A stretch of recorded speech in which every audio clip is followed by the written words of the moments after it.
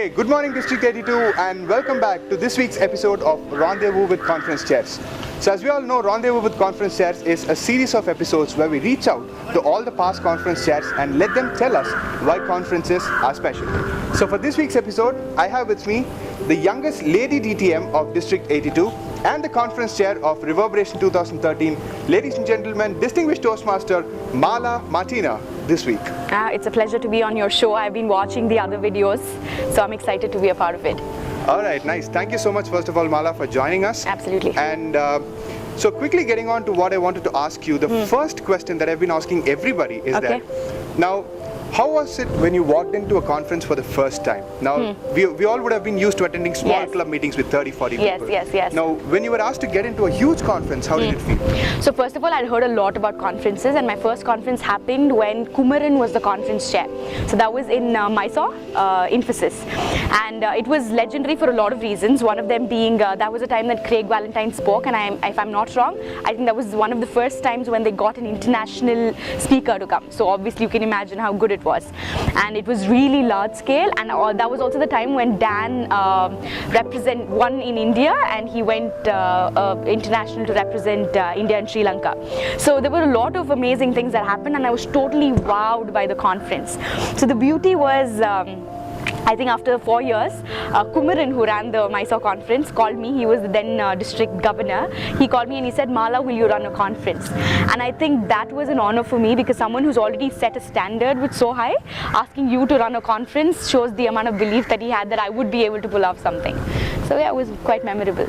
All right, great. Now you lead me to the next question now. How was it when you chaired Reverberation 2013? Now you said suddenly when Kumaran called and asked you to chair a huge conference. Yes. So how did you take it up, and can you tell us a little more about Reverbs 2013? So when he called me, he said, will you do this? And that was a point when I'd almost given, I wanted to move out of Toastmasters, because I'd pretty much gotten whatever I wanted. And I never envisioned that I would run a conference. So when he came to me with the opportunity, I said, hey, this sounds exciting. There's a lot that I can give back to Toastmasters. And I pretty much, that's when I reached out to Ajay, who was my co-conference chair, along with Kavya. And I think we put together a young team who were first-time conference pretty much goers or creators. So it was a wonderful experience. There's so much that I learned, and I'm an entrepreneur. So a large part of my entrepreneurial lessons came from running the conference in 2013. So I would recommend anyone who wants to take up any leadership position to definitely try chairing a conference. Beautiful, beautiful. I still remember I was there for the conference in Reverbs 2013 that happened in Bangalore. Lovely conference. Oh, great. Thank you. Thank you so much for sharing your experiences about Reverbs 2013. Thank you. Now, one last question to you is, why should a member attend a district conference? What's in it for a member in a district conference? I give you an example. You can watch a movie on Netflix at home alone, or you can watch it in a theatre. So there's a kind of celebration when a community comes together, when we're watching something together, right? I think a conference is a fantastic platform to understand standards that people have, and cumulatively you're coming together to celebrate learning, to celebrate communication, to celebrate learning, leadership. So I think it's like a bucket list for a Toastmaster.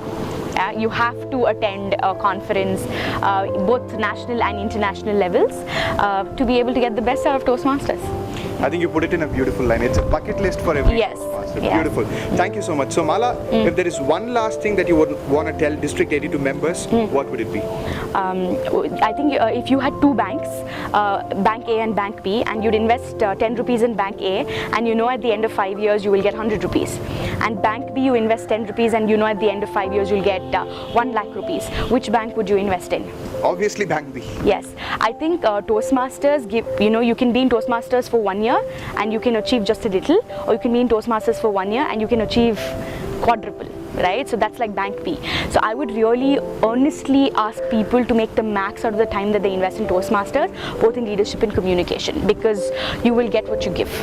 Hello people and fellow Toastmasters, welcome to Ovation 2017, your journey to stardom.